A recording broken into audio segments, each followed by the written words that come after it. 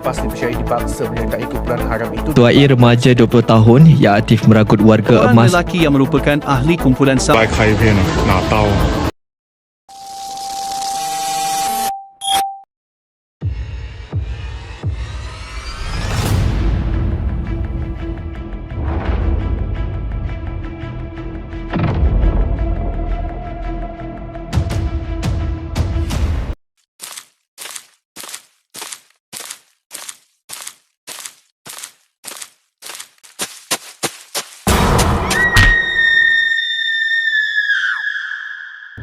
Geng merupakan sekumpulan remaja yang berkongsi minat dan komitmen yang sama untuk mempertahankan satu sama lain. Mereka mempunyai nama dan simbol yang dikenali dan terlibat dalam jenayah. Apakah sebab geng berlaku? Yang pertama, geng berlaku apabila belia yang tidak berjaya di sekolah menganggur dan menemui model teladan dalam kalangan ketua geng yang kelihatan karismatik dan mereka pun bersemangat untuk dikenali oleh geng-geng terkenal.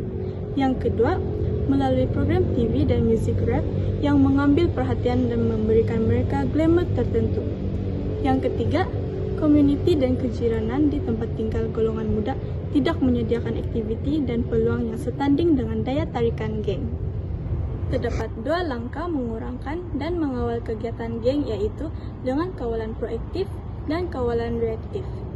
Kawalan proaktif adalah cara yang memberi tumpuan kepada pencegahan pembentukan geng melalui alternatif positif.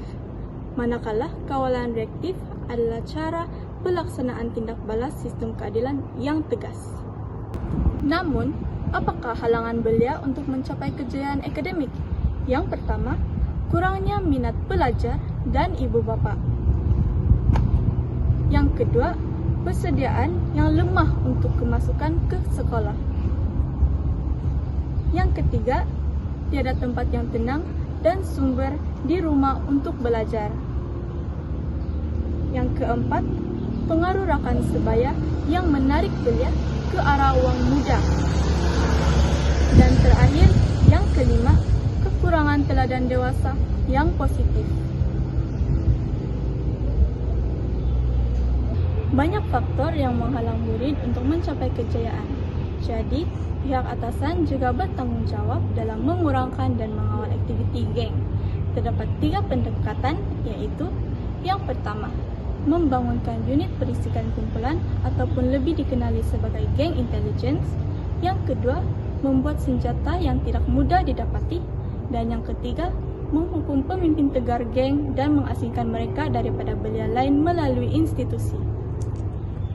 Bukan itu sahaja, terdapat juga beberapa perundangan yang diluluskan untuk mencegah geng remaja. Yang pertama, membenarkan peningkatan jumlah ikat jamin dan penahanan pencegahan jika seseorang itu tertuduh didakwa dengan jenayah berkaitan geng. Yang kedua, menyokong tindakan sivil terhadap pemimpin dan anggota geng supaya individu dan negeri boleh mengambil tindakan sivil untuk merampas hasil atau alat yang terkumpul dan digunakan oleh geng jalanan dan membolehkan kerajaan untuk mendapatkan ganti rugi pampasan dan semua kos mahkamah untuk memfailkan tuntutan ini.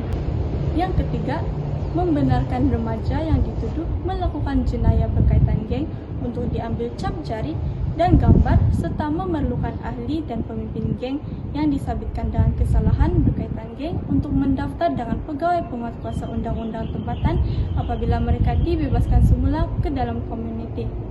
Keempat, menyediakan dana kepada agensi penguatkuasa undang-undang tempatan untuk melindungi mangsa dan saksi yang membantu dalam pendakwaan mereka yang terlibat dalam jenayah.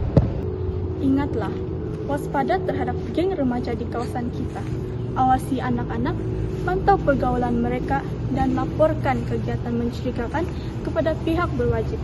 Lindungi keluarga dan komuniti kita. Remaja yang hebat akan membuat pilihan yang bijak dan bukannya mengikut geng.